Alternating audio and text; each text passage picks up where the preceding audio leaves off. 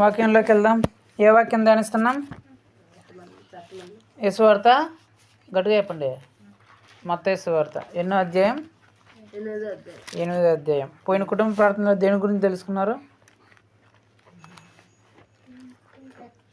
పోయిన కుటుంబ ప్రార్థన ఎక్కడ జరిగింది? వాళ్ళ ఇంట్లో జరిగింది. ఏం తెలుసుకున్నారు అక్కడ? దేని గురించి తెలుసుకున్నారా?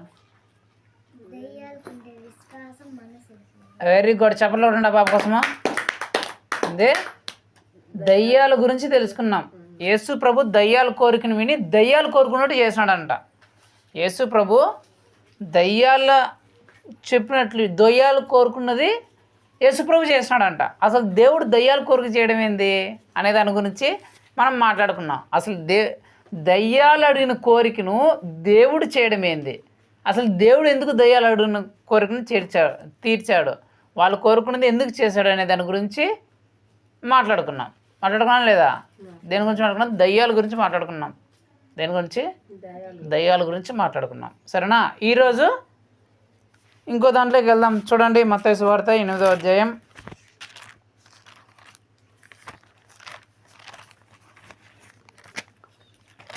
9వ అధ్యాయం నుంచి 1 నుంచి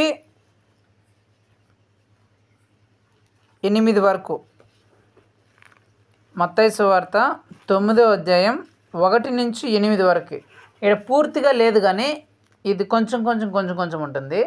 కాబట్టి దీన్ని పూర్తిగా ఎక్కడ ఉందంటే లూకా సువార్త 5వ అధ్యాయంలో ఉంటుంది. ఇదే సేమ్ మ్యాటరే పూర్తిగా లూకా సువార్తలో ఉంటుంది. లూకా సువార్త 5వ అధ్యాయంలో ఉంటుంది.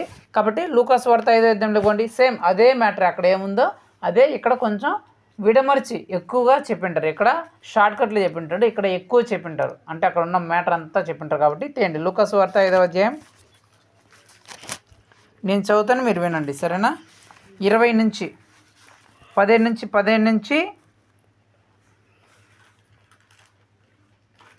26 వరకు నేను చదువుతా, వినండి. లూకా సువార్త 5వ అధ్యాయం 15 నుంచి 26 వరకు. ఒకనాడు ఆయన బోధించుచుండగా గలిలయ యూదయ దేశంలో ప్రతి గ్రామం నుండి యెరూషలేము నుండి వచ్చిన పరిసయ్యులను ధర్మశాస్త్రోపకులను కూర్చుండి ఉండగా ఆయన స్వస్థపరిచినట్లు ప్రభు శక్తి ఆయనకుండెను. ఇదిగో కొందరు మనుష్యులు పక్షవాయువు గల ఒక మనుష్యుని మంచం మీద మోసుకొని వాడిని లోపలికి తెచ్చి ఆయన ఎదుట ఉంచుటకు ప్రయత్నం చేసిరు కానీ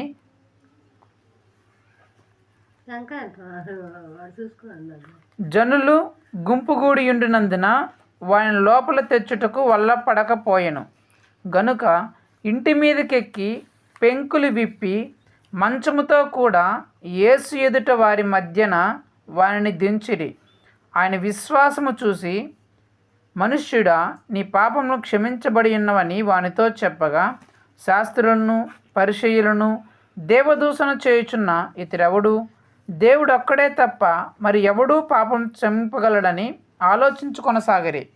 యేసు వారి ఆలోచన ఎరిగి, మీరు మీ హృదయంలో ఏమి ఆలోచించుకొనుచున్నారు? నీ పాపములు క్షమించబడి ఉన్నవని చెప్పుట సులభమా? నీవు లేచి నడువమని చెప్పుట సులభమా? అయితే పాపమును క్షమించుటకు భూమి మీద మనుష్య కుమారునికి అధికారము కలదని మీరు తెలుసుకొనవలెనని వారితో చెప్పి, పక్షగా వాయువు గల వారిని చూచి, నీవు లేచి నీ మంచం ఎత్తుకొని నీ ఇంటికి వెళ్ళమని నీతో చెప్పుచున్నాను నేను. వెంటనే వాడు వారి ఎదుట లేచి తాను పండుకొని ఉన్న మంచం ఎత్తుకొని దేవుని మహిమపరచుచు తన ఇంటికి వెళ్ళెను. అందరూ విస్మయముంది నేడు గొప్ప వింతలను చూచితమని దేవుని మహిమపరచుచు తన ఇంటికి వెళ్ళిరి. దేవుని మహిమపరచు భయముతో నిండుకొనిరి. హల్లెలూయా. వాక్యం చదివేటప్పుడు ఏం చేయాలా?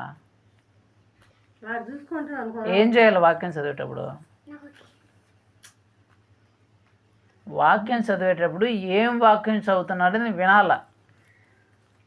మెస్టమోత్సవం చూసుకున్న దానిక వాక్యం చదువుతుంటది. భయం ఉండాల దేవుని వాక్యం చదివేటప్పుడు. అమ్మో దేవుడు మాట్లాడుతున్నాడు, భయముతో వాక్యం వినాల, ఇష్టం వచ్చినట్లు కాదు. హల్లెలూయా. సరే, వాక్యంలోకి వెళ్దాం. ఇక్కడ జరిగిన సంభవం ఏంటంటే, ఒకరోజు యేసు ప్రభు ఒక ఊరిలో స్వస్థత అంటే వ్యాధులను బాగు చేస్తా, మంచి మాటలు చెప్తా, మంచి మార్గాన్ని బోధిస్తా, ఏవి చేయొచ్చు ఏవి చేయకూడదు అనే దాటి గురించి చెప్తూ ఉన్నాడంట. మనుషులందరికీ బోధిస్తూ ఉన్నాడంట. మన భాష చెప్పండి ఆదివారం అనుకోండి, ఆదివారం చర్చిలో పాస్టర్ ఎలాగైతే చెప్తూ ఉంటారో అలాగే యేసు ప్రభు ఒకరోజు ఒక ఊరిలో చెప్తూ ఉన్నారు, ఉపదేశం చేస్తూ ఉన్నాడు, వాక్యం చెప్తూ ఉన్నాడు. అందరికీ ఎలా ఉండాలి ఎలా ఉండకూడదు అనేసి చెప్తూ ఉన్నాడు. చెప్తూ ఉంటే అక్కడ ఎవరెవరు ఉన్నారంటే, ఎవరెవరికి చెప్తున్నాడంటే ప్రజలు ఉన్నారు. ఎవరెవరు ఉన్నారు చెప్పండి? ప్రజలు ఉన్నారు, పరిసయ్యులు ఉన్నారు, ధర్మశాస్త్రోపదేశకులు ఉన్నారు. పరిసయ్యులు ధర్మశాస్త్రోపదేశకులు అంటే, పరిసయ్యులు అంటే ఆ కాలంలో దేవుల్ని బాగా పూజించే వ్యక్తులు. ధర్మశాస్త్రోపదేశకులు అంటే గ్రంథాలన్నింటినీ బాగా చదివే వ్యక్తులు, బాగా చదివిన వ్యక్తులు. మన భాషలో చెప్పాలంటే, మీకు అర్థమయ్యే భాషలో చెప్పాలంటే అన్యులు కూడా ఉన్నారు. అన్ని దేవతలు పూజించే వాళ్ళు అంటే పూజారులు, బాబాలు ఇలాంటి వాళ్ళు ఉన్నారు. ధర్మశాస్త్రోపదేశకులు అంటే ఎవరంటే గ్రంథాలు ఉంటాయి కదా, హిందూ పురాణ గ్రంథాలు, ముస్లిం పురాణ గ్రంథాలు, బైబుల్, క్రైస్తవుల పురాణ గ్రంథాలు ఉంటాయి కదా, వీటన్నిటిని బాగా చదివిన వాళ్ళు, బాగా చదివిన వాళ్ళు. పురాణ గ్రంథాలు కావచ్చు, హిందూ పురాణ గ్రంథాలు కావచ్చు, ముస్లిం పురాణ గ్రంథాలు కావచ్చు, బైబిల్ సంబంధించిన గ్రంథాలు కావచ్చు, ఇలా బాగా చదివిన వ్యక్తులు అక్కడ ఉన్నారు. అయితే వీళ్ళు ఎవరంటే అన్యులు. మన భాషలో చెప్పాలంటే పూజారులు, బాబాలు వీళ్ళు ఉన్నారు. అక్కడ గ్రంథాలు, హిందూ మత గ్రంథాలను చదివిన వాళ్ళు, ముస్లిం మత గ్రంథాలు చదివిన వాళ్ళు ఉన్నారు, ప్రజలు ఉన్నారు. వీళ్ళందరికీ యేసు ప్రభు బోధిస్తూ ఉన్నాడు. యేసు ప్రభు బోధిస్తున్నాడు, చెప్తూ ఉన్నాడు. మాట చెప్తుంటే వాళ్ళు ఇప్పుడు మనం క్రైస్తవులు అనుకోండి, మీకు అర్థమయ్యే భాష చెప్తున్నా. ఇప్పుడు మనం క్రైస్తవులు, సపోజ్ మీరు ఒక పూజారి అనుకుందాం, మీరు ఒక పురాణాలు, హిందూ పురాణాలు బాగా చదివినారు అనుకుందాం. హిందూ మత గ్రంథాలు ఉంటాయి కదా, రామాయణం, మహాభారతం ఇలాంటివి ఎన్ని ఉంటాయి కదా, మీరు బాగా చదివిన అనుకుందాం. ఇప్పుడు నేను క్రైస్తవుని అనుకుందాం, సరేనా? అట్లా పెట్టుకోండి. ఇప్పుడు నేను యేసు ప్రభుని అనుకుందాం, మీరేమో పూజారులు, బాగా పూజలు చేసేవాళ్ళు, మీకు మంత్రాలు అవన్నీ వచ్చు. గుళ్ళో మంత్రాలు అవన్నీ చేస్తుంటారు కదా పొద్దున్నే, ఆ మంత్రాలు మీకు బాగా తెలుసు. మీకు గ్రంథాల గురించి బాగా తెలుసు, మీరు గ్రంథాలు బాగా చదివినారు, రామాయణం, మహాభారతం, ఖురాన్ ఇవన్నీ మీరు బాగా చదివినారు. ఇప్పుడు నేను క్రైస్తవుని, నేను బైబిల్లో నుంచి ఏమని చెప్పినాను అనుకో, మీరేం చేస్తారు? గమ్మున సైలెంట్గా వింటారా? మీరు యేసు ప్రభు, మీరు కూడా క్రైస్తవులు అయితే మీరు సైలెంట్గా వింటారు, అంతే కదా. మీరు క్రైస్తవులు కాదు, మీరు అన్యులు, మీరేమో హిందువులు, మీరేమో ముస్లిం అనుకుందాం. ఇప్పుడు బైబిల్ చెప్పే మాట చెప్తే మీరు సైలెంట్గా ఉంటారా? ఏం చేస్తారు? అట్లెట్లు వచ్చింది, ఇట్లట్లు వచ్చింది, అది ఎందుకు ఇది ఎందుకు అని ఉంటుందా ఉండదా?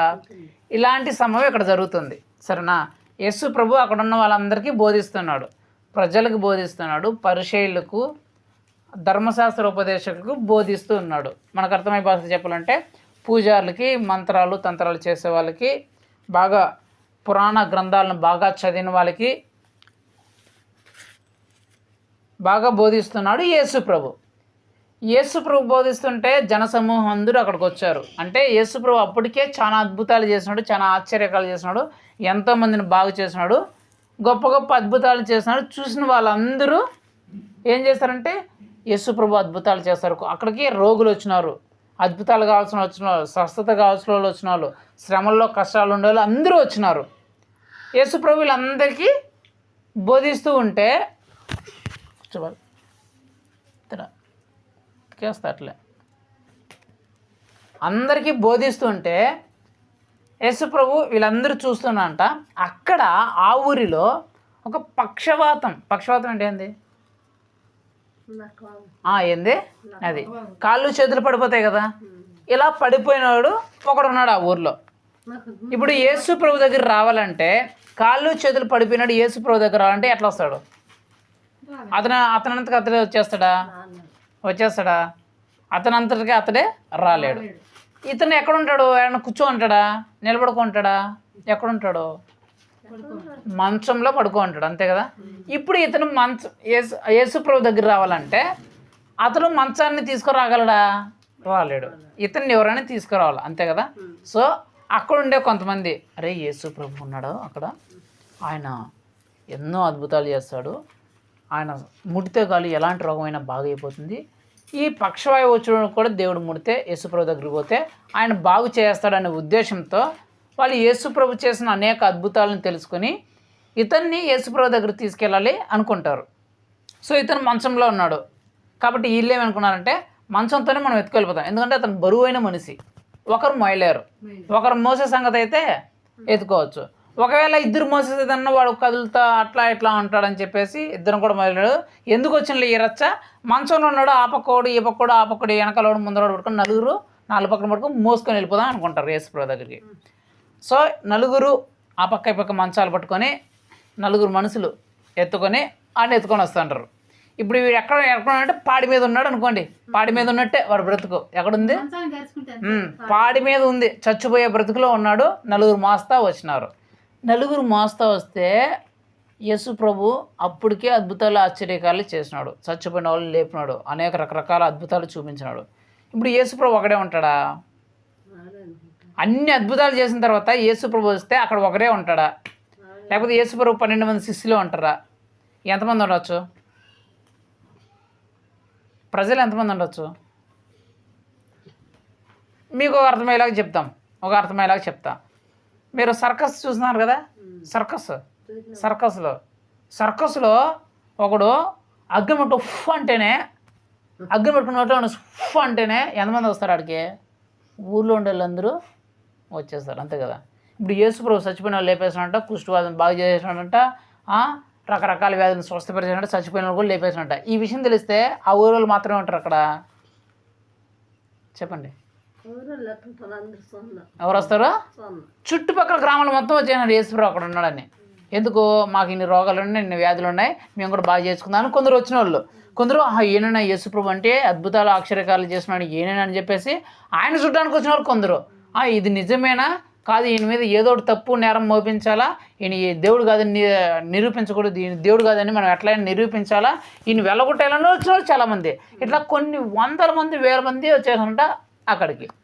యేసుప్రభు ఏమో బోధిస్తూ ఉన్నాడు, వీళ్ళేమో మంచం మీద ఎత్తుకోవచ్చినారు. ఈయన ఇంట్లో కూర్చొని బోధిస్తున్నాడు. ఇలాగా ఇంటి మొత్తం మనుషులతో నిండిపోయింది, ఊరు మొత్తం మనుషులతో నిండిపోయింది. వాళ్ళేమో అంత దూరంలో ఉంటారు మనుషులు ఎత్తుకొని. యేసుప్రభు ఏమో లోపల బోధిస్తున్నాడు. ఇప్పుడు వాళ్ళు ఏం చేయాలా? యేసుప్రభు ఏడ ఉన్నాడు, ఇంకా ఆయన బయటకు వచ్చేందుకు 3-4 గంటలనే అవుతుంది. వీళ్ళు మనుషుని మోసుకొచ్చినారు, ఎండ ఎక్కువ అయిపోతుంది. ఇప్పుడు ఏం చేసే పరిస్థితి? వెనక్కి వచ్చిన టైం బాగలేదో, మన దరిద్రం ఎవరు ఎదురు వచ్చినారో ఏమో, నల్ల పిల్లి వచ్చిందో, గాడిద వచ్చిందో, కుక్క వచ్చిందో, నాకు వచ్చిందో అని వాళ్ళు తిట్టుకుంటారు, అన్యులు కాబట్టి. తిట్టుకుంటా మనం రాంగ్ టైంలో వచ్చినాము, ఇప్పుడు యేసు ప్రభు అక్కడ ఉండిపోయినాడు, ఏం చేసేది అనేసి మనమైతే ఏం చేస్తాం? ఈరోజు కాకపోతే ఇంకో రోజు రాకపోతాడు యేసు ప్రభు అని ఏం చేస్తాం? వెళ్ళిపోతాం. ఈరోజు కాకపోతే ఇంకో రోజు చూద్దాం, యేసుప్రభు రాకుండా పోతాడా, ఇంకో రోజు కూడా వస్తాడు కదా అని వెనక్కి వెళ్ళిపోతాం, అంతే కదా. కానీ ఆ నలుగురు వ్యక్తులు ఏం చేశారంటే యేసుప్రభు ఇంట్లో కూర్చోన్నాడు. వాళ్ళు యేసుప్రభుని చూసి చాలా టైం వెయిట్ చేస్తున్నారు. అక్కడ టైం వెయిట్ చేసినా కూడా యేసుప్రభు బయటకు రాలా. ఇప్పుడు ఏం చేస్తున్నారంటే యేసుప్రభు బయటకు రాలేదు కదా, మనమే ఏదో ప్లాన్ వేద్దాం, యేసుప్రభు ఎట్లయినా ఈయన్ని యేసుప్రభు దగ్గర పెట్టాలా, యేసుప్రభు ముడితే ఈడు బాగా అయిపోతాడు. మనుషులు అనుకున్నారు యేసుప్రభు దగ్గరికి ఈయన తీసుకెళ్ళిపోతే ఈడు బాగా అయిపోతాడు, కాబట్టి ఎలాగైనా సరే ఈయన యేసుప్రభు దగ్గర తీసుకెళ్ళిపోవాలా, యేసుప్రభు దగ్గర తీసుకెళ్ళిపోతే ఆయన బాగా చేస్తాడని ఫిక్స్ అయిపోయినారు మనలో. సో ఏం చేయాలని ఆలోచించారు, ఎట్టి చేశారు, ఎట్టపోదాం బా, మనుషులు ఏమో ఉండరు, వాళ్ళు మనుషులు దెబ్బేస్తారంట, కొంచెం పోరాయనకే మేమే రోగాలతో బాధపడుతున్నాం తిట్టేవాళ్ళు కొందరు, గొడవల వాళ్ళు కొందరు, అన్న అడుక్కుంటున్నా కూడా ఎవరు కనికరించట్లా, మేము యేసుప్రభు చూడాలి, మేము యేసుప్రభు, మా రోగాలు బాధపడాలి, ఇట్లా దెబ్బేసే వాళ్ళే తిట్టే వాళ్ళే ఎక్కువ మంది ఉన్నారు అక్కడ. వీళ్ళేమో అక్కడ పోవాలని ఎట్లా పోవాలి వీళ్ళకి దిక్కు తోచట్లా. చివరికి చూశారు. చూస్తే యేసుప్రభు ఇల్లు పెంకుటిల్లు. ఏమి ఇల్లు? పెంకులు అండి. మనకంటే ఈ కాలంలో మిద్దెలు వేసుకున్నాం కానీ అప్పుడు అంతా మిద్దెలు గిద్దెలు ఏం లేవు, అంతా పెంకులతో వాళ్ళు వేసుకుంటా ఉండే వాళ్ళు. సో ఇప్పుడు వాళ్ళు ఆ ఇల్లుని చూసినారు. ఇల్లు చూస్తే పెంకుటిల్లు. అప్పుడు చూసారే ఇది పెంకుటిల్లు కదా, దీనికి ఇట్లా మెట్లు ఉన్నాయి. కరెక్ట్గా పెంకులు మనం పైకి పోయి ఆ మెట్లు ఎక్కేసి ఆ మిద్దె మీదకి వెళ్ళిపోయి ఆ పెంకుల ద్వారా ఆయన కరెక్ట్గా ఆయన ఉండే దగ్గర దింపేద్దాం అనుకొని ఈ నలుగురు వ్యక్తులు ఏం చేసినారంటే మంచాన్ని ఎత్తుకొని అట్లా మెటుకులు చిన్నగా ఎక్కి ఏడబడిపోతారో వాళ్ళు కష్టపడి పడిపోకుండా ఆ మెటుకులు ఒక్కొక్కటి ఎక్కి ఒక చిన్న బియ్యం మూటని ఎత్తుకొని ఆ మెటుకుల మీద పోవాలంటే మన కష్టము, ఇంకా సచ్చే పోతాం మనం. అలాంటిది ఒక వ్యక్తిని 4 మనుషులు ఆ చిన్న సందులో ఎక్కి ముక్కి మూలిగి వాళ్ళు తిప్పలు పడి పైకి వచ్చినారు. పైకి వస్తే ఇంకా పెంకులు ఉన్నాయి. ఆయన ఎక్కడ ఉన్నారో చూసుకొని అక్కడికి వచ్చి ఒక్కొక్క పెంకు తీసేసి అక్కడ పెద్ద ఆ మంచం పట్టేంత పెంకులన్నీ తీసేసి ఇప్పుడేం చేసినారు, ఆ మంచాలకి 4 సైడ్లు తాళ్ళు కట్టేసి గట్టిగా 4 పక్కన 4 పట్టుకొని చిన్నగా దింపరా అని చెప్పేసి చిన్నగా యేసుప్రభు దగ్గరికి దింపినారంట. యేసుప్రభు దగ్గర దింపితే యేసుప్రభు దగ్గర దింపినారు. యేసుప్రభు ఇక్కడ నేను అనుకోండి, యేసుప్రభు నేను ఇక్కడ కూర్చోను, యేసుప్రభు ఇట్లా కూర్చోన్నాడు. ఇట్లా అందరూ ముందర పరిచయ బాబాలు, స్వామీజీలు, ఈ ధర్మ పురాణాలు బాగా చదివిన వాళ్ళు, అన్నీ తెలిసిన వాళ్ళు, సైంటిస్టులు అందరూ కూర్చోన్నారు. ప్రజలందరూ అక్కడ కూర్చోన్నారు. ఇక్కడ మంచం దిగబడింది. యేసుప్రభు మంచము, అక్కడ మనుషులు, ఇట్లుంది అక్కడ సిచ్యువేషను ఉంటే ఇప్పుడు యేసుప్రభు వారిని చూసి వాళ్ళేమో యేసుప్రభు దగ్గర సీరియస్గా ఆసక్తి చూస్తున్నాడు. యేసుప్రభు ఏం చేస్తాడని చూస్తున్నాడు. యేసుప్రభు అతని వైపు చూస్తున్నాడు. ఇప్పుడు యేసుప్రభు ఏమని చెప్పాలి అతనికి? యేసుప్రభు ఏమని చెప్పాలా? అక్కడ ఆ వ్యక్తి ఏం వ్యక్తి? ఏం వ్యక్తి? పక్షవాయు వ్యక్తి కదా. ఇప్పుడు పక్షవాయు వ్యక్తిని యేసుప్రభు దగ్గర తీసుకొని వచ్చినారు. ఇప్పుడు యేసుప్రభు పక్షవాయు వ్యక్తిని చూసినాడు. ఇప్పుడు యేసుప్రభు చేయి ముట్టి ఏమని చెప్పాలా? మామూలుగా అయితే ఏమని చెప్పాలా? ఏమని చెప్తారు చెప్పండి. ఇప్పుడు మీరే ఏమొచ్చింది, జ్వరంతో బాధపడితే నా దగ్గరకు వచ్చింది, ప్రార్థన చేయించుకుందామని నేను ప్రార్థన చేయడానికి వచ్చిన, నేను ఆయన తల మీద చేతులు పెట్టి ఏమని చెప్తా? అయ్యా బాగా అయిపోయా, ఏసయ్యా బాగు చెయ్య, జ్వరంతో బాధపడుతుంది, ఈమెను బాగు చెయ్య అని చెప్పాలా, అంతే కదా. ఇప్పుడు అతను కూడా వ్యాధితో వచ్చినాడు, పక్షవాయుతో వచ్చినాడు. ఇప్పుడు యేసుప్రభు కూడా ఏమని చెప్పాలా? ఏమని చెప్పాలా? పక్షవాయువు బాగైపోను గాక అని చెప్పాలా, అంతే కదా. పక్షవాయువును బాగైన పోవును గాక అని చెప్పాలా. యాక్చువల్గా అయితే యేసుప్రభు అదే మాట చెప్పేవాడే అక్కడ. కానీ ఆయన ఏమని చెప్పాడు అంటే, వారి విశ్వాసమును చూసి నా కుమారుడా నీ వ్యాధి బాగైపోయింది పో అని చెప్పలేదంట. నీ పాపములు క్షమించబడి ఉన్నవి అని చెప్పాడంట. హల్లెలూయా. ఏమని చెప్పినాడు? నువ్వు చేసిన పాపములు క్షమించేసా పో అన్నాడంట. అక్కడుండి వాళ్ళందరూ అవాక్ అయిపోయారంటే, ఏదంటరా ఈయన అసలు మనం దేనికి తీసుకొచ్చినాం? వ్యాధి బాగు చేస్తాడని తీసుకొని వస్తే ఇంటి పక్షవాయువు బాగు చేసుకొని వస్తాడు చేస్తే యేసుప్రభు ఏం చెప్పాలా? నా కుమారుడా పక్షవాయువు బాగైపోతుంది పో అని చెప్పాలా. కానీ యేసుప్రభు ఏం చెప్తున్నాడు? నీ పాపం క్షమించబడిపోతున్నాయి అని చెప్తున్నాడు. ఏంటి ఇది పాపిని? యేసుప్రభుకి ఎట్ట తెలుసు? ఈడేమన్నా బోర్డు పెట్టుకున్నాడు నేను పాపిని అని ఏమని చెప్పుకున్నాడా? లేకపోతే తీసుకొచ్చిన వాళ్ళు ఏమన్నా ఈడు పాపాలు చేసినాడు ప్రభా పాపాలు క్షమించని ఏమని అడిగినారా? లేదు కదా. మరి ఈయన వీళ్ళని స్వస్థత కోసం తీసుకొని వస్తే పాపాలు క్షమిస్తున్నా అంటాడేంటి అని కొందరు అనుకుంటుంటే అక్కడ ఎవరెవరు కూర్చున్నారు? స్వామీజీలు, పూజారులు, బాబాలు, పురాణాలు, మత గ్రంథాలు బాగా చదువుకున్న వాళ్ళు కూర్చొని వాళ్ళు ఎప్పుడైతే ఈ మాట ఏమైనా నీ పాపాలు నేను క్షమించేసిన అన్నారో వీళ్ళ కోపం వచ్చేసిందంట. ఇక్కడ మండిపోయిందంట, కోపంతో ఉగ్రత వచ్చేసిందంట. ఎందుకు వచ్చేసింది? వాళ్ళకి తెలుసు, వాళ్ళు చదువుకున్న మత గ్రంథాల్లో, వాళ్ళు చదువుకున్న పురాణాల్లో, వాళ్ళకున్న గ్రంథాల్లో, వాళ్ళకున్న బుక్కుల్లో, వాళ్ళు చేసే మంత్రాల్లో దేవుడు ఒక్కడే తప్ప ఎవ్వడు. ఏమి నాతో పని ఇంకా 6 గంటలు పని పడుతుంది. రాను ప్రార్థనలు అసలు రాను. ఏనండి చెప్పేది రాబు. వినండి, ఎక్కడ చెప్పాను? ఏం చెప్పాను ఇప్పుడు? వాళ్ళకి పూజారులకి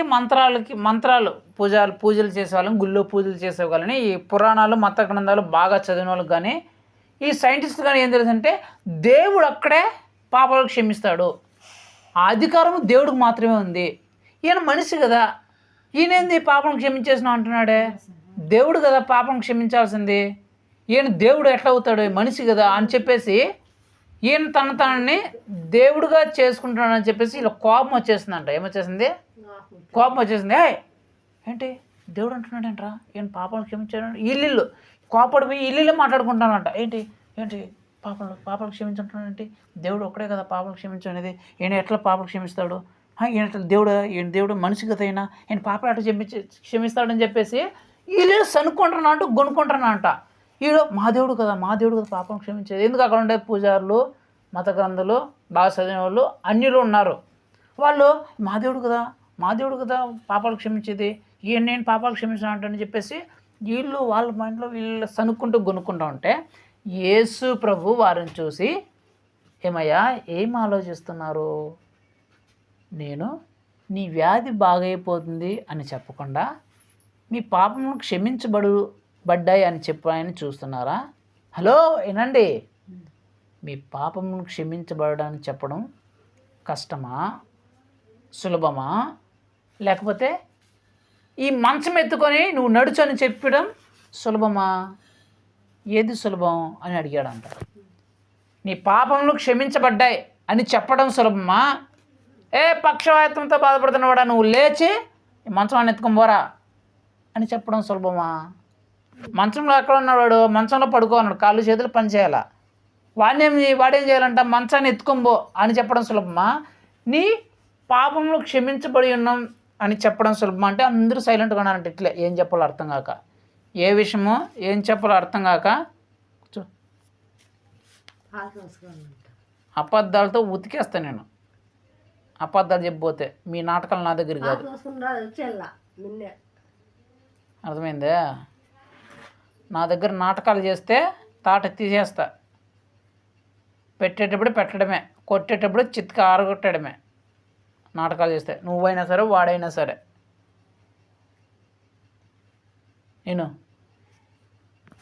ఏనండి,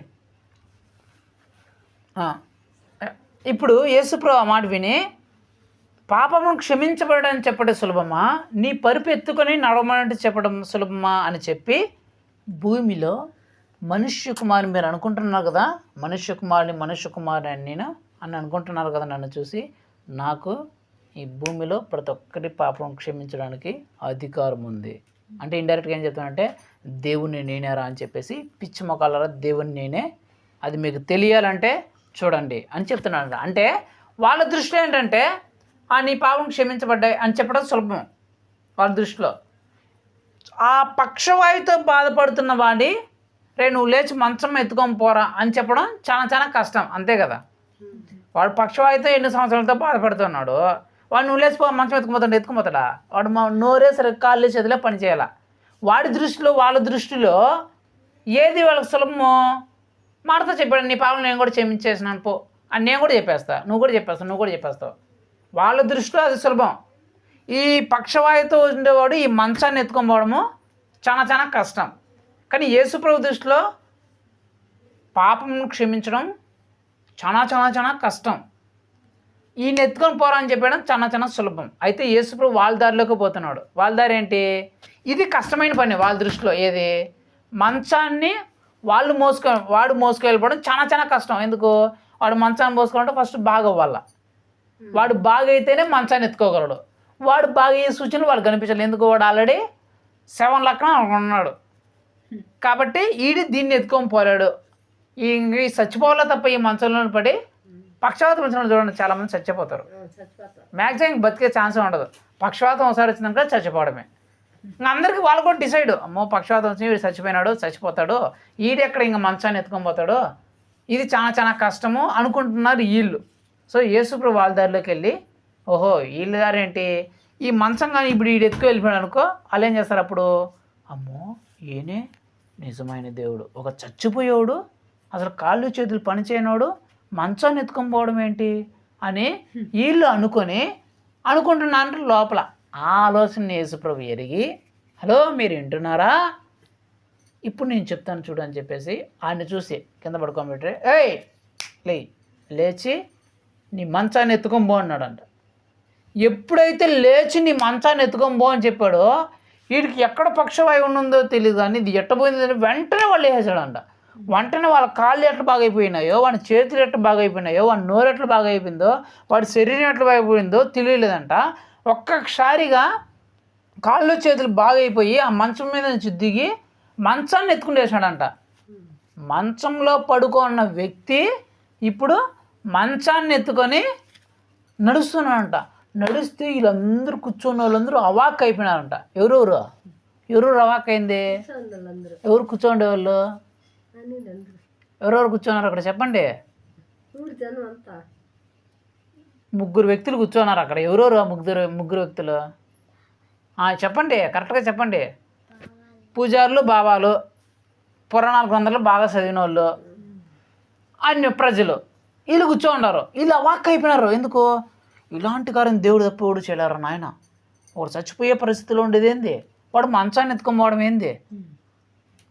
ఇలాంటి కార్యం దేవుడు తప్ప ఎవరూ చేయలేదని చెప్పేసి వీళ్ళు ఆశ్చర్యపడిపడి, అయ్యమ్మ మా జీవితంలో మేము ఇలాంటి కార్యం ఎప్పుడు చూడలేదని చెప్పేసి వీళ్ళు మా ఈయన దేవుడు యేసయ్యానికి స్తోత్రం స్తోత్రం స్తోత్రం, అయ్యా హల్లెలూయా స్తోత్రం స్తోత్రం అని చెప్తా దేవుణ్ణి మహింపరిచారంట భయముతో.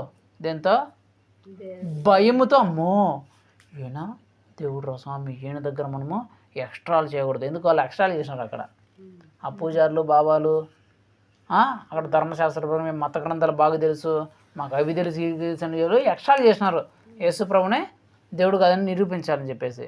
అందుకే ఇప్పుడు చూసి భయం వచ్చేది. అమ్మో ఎంత పెట్టుకున్నాం కదరా నాయన స్వామి అనుకొని ఇప్పుడు వీళ్ళకి ఈయనరా దేవుడు స్వామి అని చెప్పేసి భయం వచ్చేసిందంట. ఇక్కడ జరిగిన సంభవం ఇది. అంటే అక్కడున్న అన్యులకు, అంటే ఆ పరిసయ్యులకు, ధర్మశాస్త్రోపదేశులకు కూడా నేనే దేవుడు అని చెప్పేసి వాళ్ళ రూట్లోకి పోయి దేవుడు నిరూపించాడు.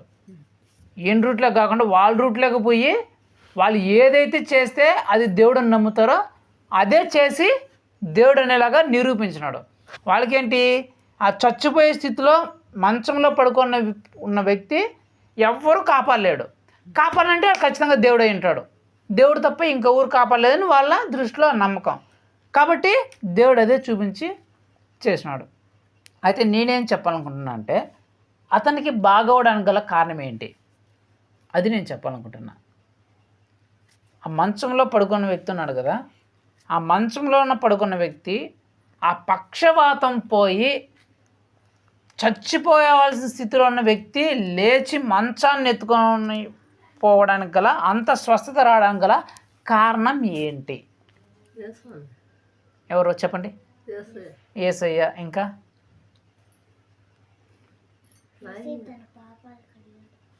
యేసయ్యనా కారణము? యేసయ్య కాదు, యేసయ్య అస్సలు కాదు. అతడు బాగా అవడానికి గల కారణము యేసయ్య కాదు. మరి ఏంటి? ఆ పక్షవాయువు గల వ్యక్తి బాగా అవడానికి గల కారణం ఏంటి? యేసయ్య అయితే కాదు. చెప్పండి.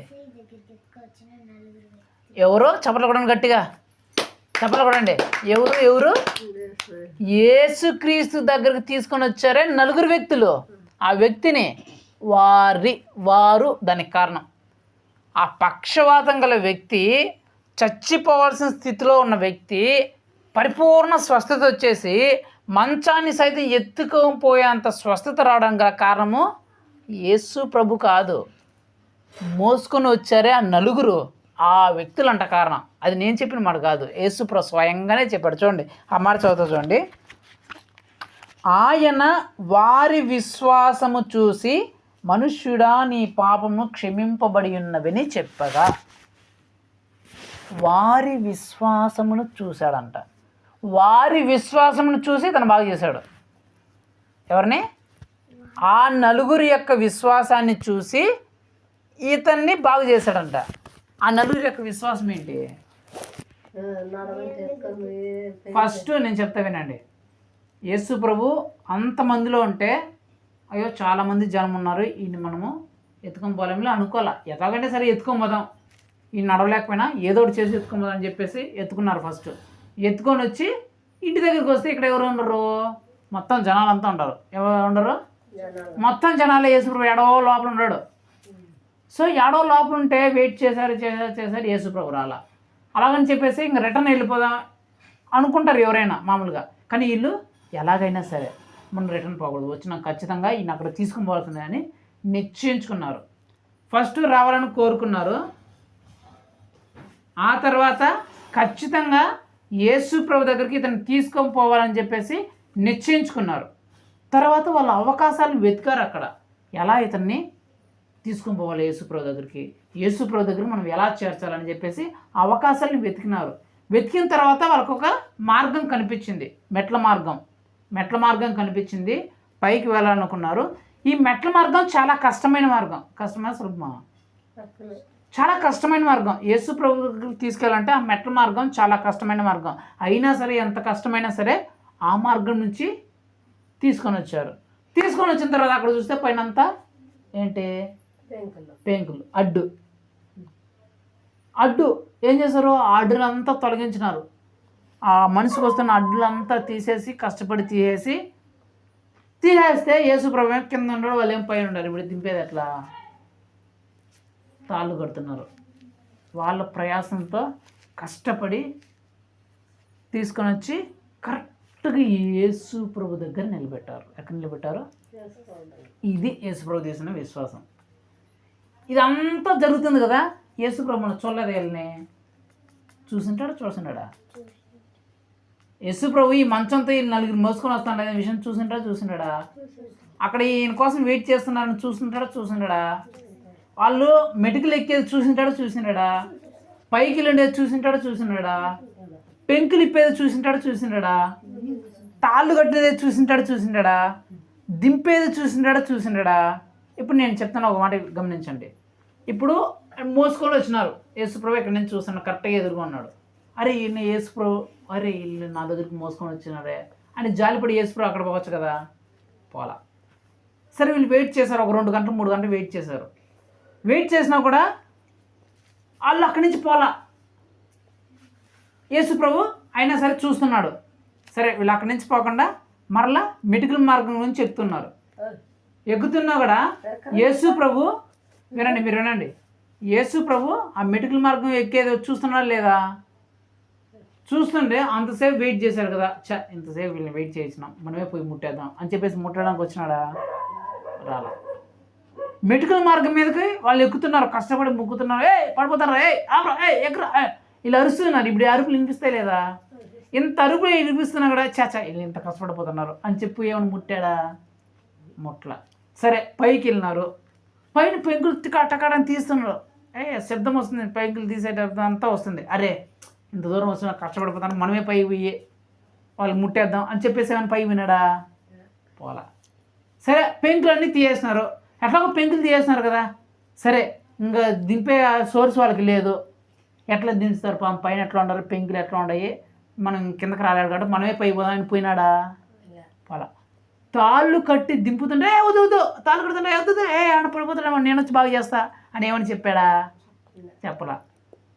చివరి ఇక్కడ వరకు వెయిట్ చేశాడంట, ఆయన దగ్గర దింపేంత వరకు వెయిట్ చేశాడంట. ఎందుకు వెయిట్ చేశాడంటే వాళ్ళ విశ్వాసాన్ని చూడడానికే. అది వీడికి వచ్చినారు కదా, ఒకవేళ నేను వాళ్ళ దగ్గర పోకపోతే వీళ్ళు అక్కడే ఉంటారా లేకపోతే వెళ్ళిపోతారా? ఒకటి. సరే ఉన్నారు, వెయిట్ చేసినారు. ఇప్పుడు వెయిట్ చేసినాక ఇంకా నిశ్చయించుకున్నారు, మార్గంలో యేసు ప్రభు దగ్గర తీసుకుని పోవాలి. అక్కడ ఒక మార్గం కనిపించింది, కానీ అది చాలా కష్టమైన మార్గం. అరే ఇది కష్టమైన మార్గం కదా, కష్టమైన మార్గం అని చెప్పుకొని మనకు ఎందుకు వచ్చిన రిస్క్ అని చెప్పేసి వెనక్కి వెళ్ళిపోతారా లేకపోతే ఈ కష్టమైన మార్గంలో తీసుకొని వస్తారా అనే విశ్వాసాన్ని చూసినాడు. అలా కష్టమైన మార్గంలోకి వచ్చినారు. కష్టమైన మార్గంలోకి వచ్చి ఎక్కువ వచ్చినారు. సరే ఎక్కువ వచ్చిన తర్వాత సరే వీళ్ళకి అడ్డంకులు వచ్చినాయి, నా దగ్గర రావడానికి ఆటంకాలు చాలా వచ్చినాయి. ఈ ఆటంకాలు వీళ్ళు తొలగిస్తారా లేకపోతే ఆటంకాలు వచ్చని చెప్పేసి రిటర్న్ వెళ్ళిపోతారా అని చూసినాడు, వెయిట్ చేసినాడు. వాళ్ళు ఏం చేసినారు, ఆటంకాలని అన్నింటినీ తీసేసినారు. ఇప్పుడు తీసేసిన తర్వాత వీళ్ళు బలం ఏమన్నా ఉపయోగించి వాడిని కింద దించుతారా? అరే తీసేసిన ఇప్పుడు యేసు ప్రభు ఇప్పుడు కూడా రాలేదు, మనం ఇంత ప్రయాసం వెనక్కి వెళ్ళిపోతారా అని వెయిట్ చేశారు. వెయిట్ చేసినా కూడా వాళ్ళు కష్టపడి దించారంట యేసు ప్రభు దగ్గర. ఆ విశ్వాసాన్ని చూశాడు. అంటే పట్టు వదలని విశ్వాసం దాన్ని అంటారు. ఏమంటారు చెప్పండి?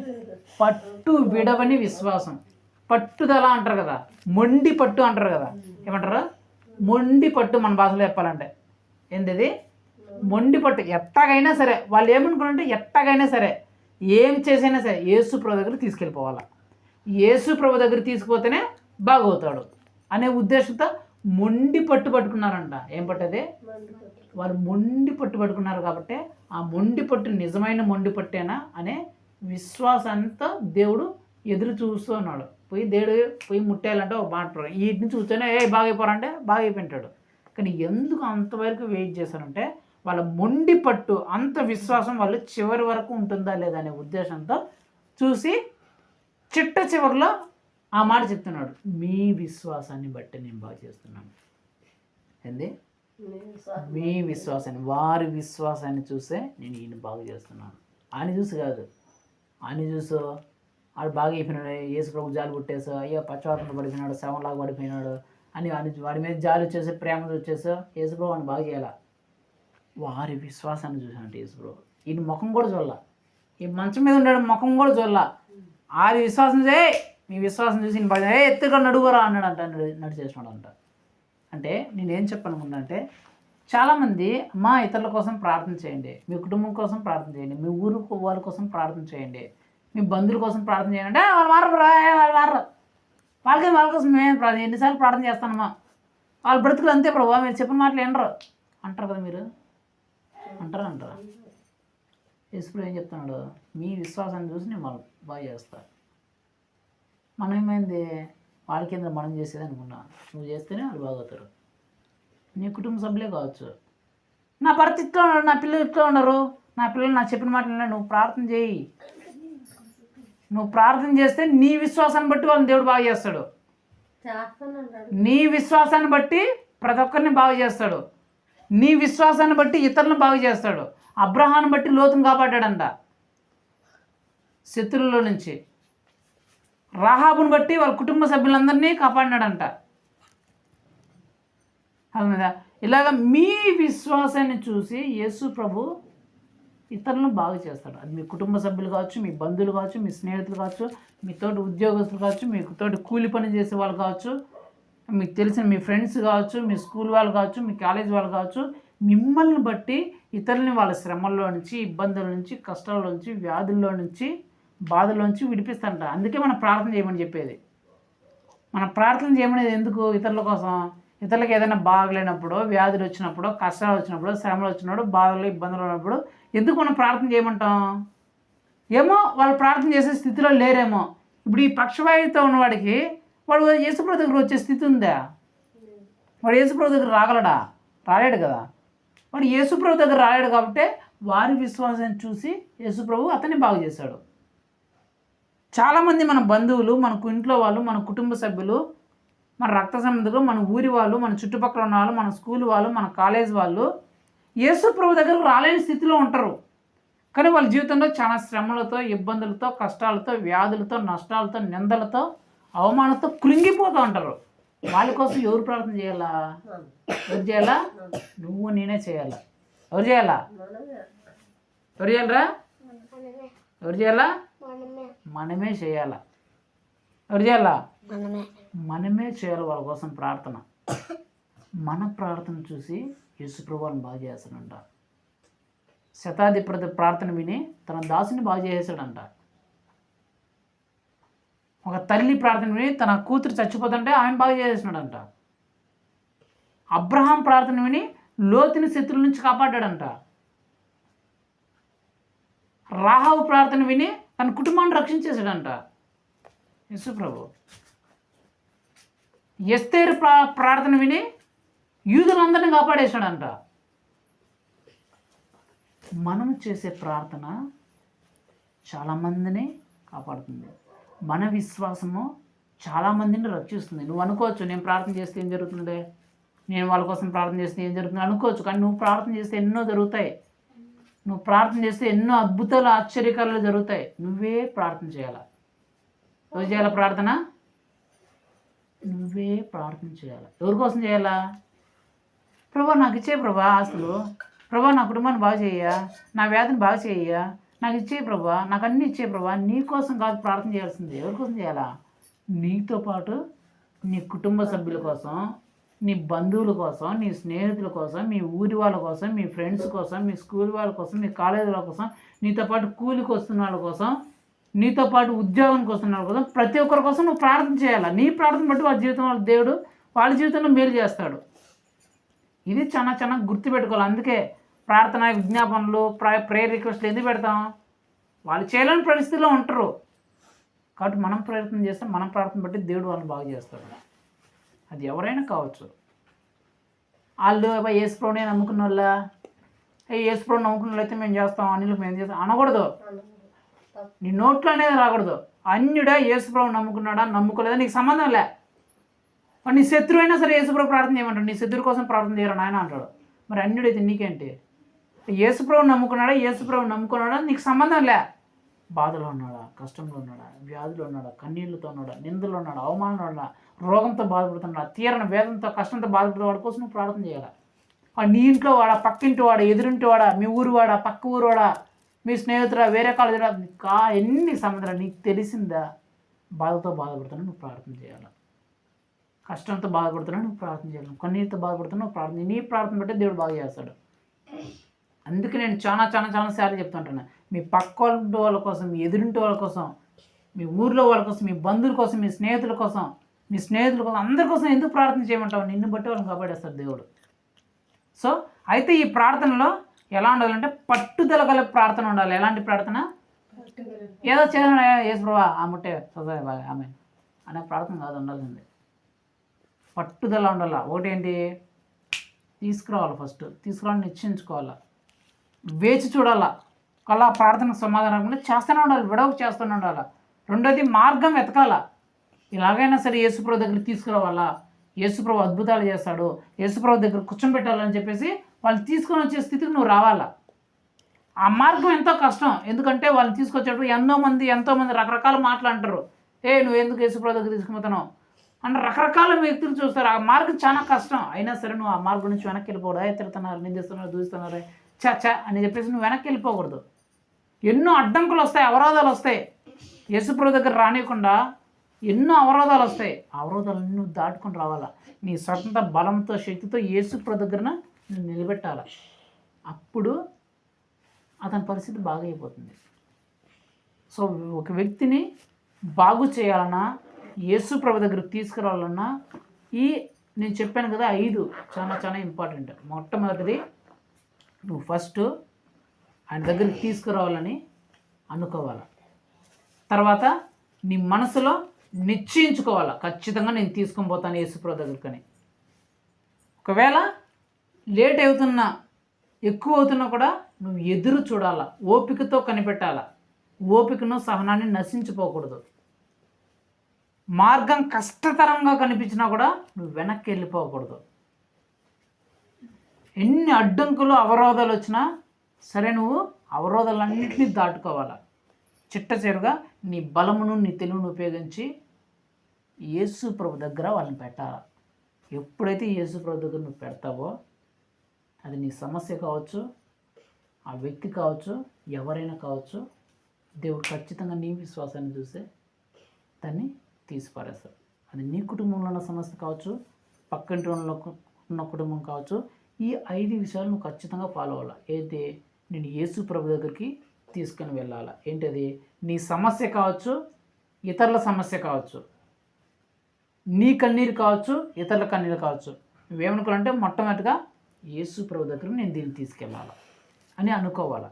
తర్వాత ఖచ్చితంగా నేను యేసు ప్రభు దగ్గరికి తీసుకెళ్తాను అని నువ్వు నిశ్చయించుకోవాలి మనసులో. సమయం ఎంత అవుతున్నా, లేట్ అవుతున్నా, జవాబు రాకపోయినా సరే నేను యేసుప్రభు దగ్గరికి తీసుకువెళ్తానని నిశ్చయించుకోవాలి. తర్వాత యేసుప్రభు నీకు ఒక మార్గం చూపిస్తాడు. ఆ మార్గం కష్టంగానే ఉంటుంది. నిందలను ఎదుర్కోవాలి, అవమానాలు ఎదుర్కోవాలి, తిడతారు, దూషిస్తారు, నిందిస్తారు, తిడతారు. మా యేసుప్రభు దగ్గరికి తీసుకుంటారు. ఇట్లా రకరకాలు వస్తాయి, రకరకాల వ్యక్తులు వస్తారు నేను తిట్టడానికి, నిందించడానికి. అన్నిటి నుంచి నువ్వు తట్టుకుని వెనక్కి వెళ్ళిపోకూడదు. నన్ను తిడుతున్నాను, నిందిస్తున్నాను వెనక్కి వెళ్ళిపోకుండా ఆ కష్టమైన మార్గంలో నువ్వు నడవాలి. నడిచిన తర్వాత అన్ని అడ్డంకులు వస్తాయి. అనేక మంది నీకు అడ్డుగా నిలబడతారు. అనేక మంది నిన్ను అడ్డుగా నిలబడినప్పుడు అడ్డంకులన్నిటిని తొలగించాలి. తొలగించుకొని నీ తెలివిని, బలమును ఉపయోగించి యేసు ప్రభు దగ్గర పెట్టాలి. ఎప్పుడైతే యేసు ప్రభు దగ్గర పెడతావో నీ సమస్య కావచ్చు, వ్యక్తులు కావచ్చు, ఏదైనా సరే యేసు ప్రభు బాగు చేస్తాడు. సో నీ సమస్య బాగవ్వాలన్నా, నీ కుటుంబ సభ్యుల సమస్య బాగవ్వాలన్నా, నీ స్నేహితుల సమస్య, నీ బంధువుల సమస్య, నీ ఇంటి వారి సమస్య, పొరుగు వారి సమస్య, ఎవరి సమస్య బాగవ్వాలన్నా, ఎవరి వ్యాధి పోవాలన్నా నువ్వేం చేయాలా? యేసు ప్రభు దగ్గరికి తీసుకురావాలా. ఎలా తీసుకురావాలా? మొండి పట్టుతో తీసుకురావాలి. యేసు ప్రభు దగ్గర తీసుకొని వస్తేనే పట్టుదల కలిగి తీసుకొని రావాలి. అలా తీసుకొని వస్తే దేవుడు నీ జీవితంలో గొప్ప అద్భుతాన్ని, ఆశ్చర్యకారాన్ని చేస్తాడు. అది నువ్వు చూస్తావు. నువ్వు చూస్తే చూడడం కదా, ప్రజలందరూ తెలుసుకుంటారు. తెలుసుకొని దేవుణ్ణి ఎందుకు భయం కలిగి దేవుని మహింపరుస్తారు. అలాంటి విశ్వాసం ఎవరుకుండాలా? ఎవరుకుండాలా? గట్టిగా చెప్పండి. అదైనా గట్టిగా చెప్పండి. అలాంటి విశ్వాసం ఎవరుకుండాలా? మనందరికీ ఉండాలా. అంటే మొండి విశ్వాసం, మొండి పట్టుదల మనకుంటే దేవుడు మన జీవితంలో చేసే గొప్ప అద్భుతాలని, ఆశ్చర్యకరాలని మనం చూస్తాం. సరేనా? ప్రార్థన చేస్తున్నాం. కళ్ళు మూసుకోండి.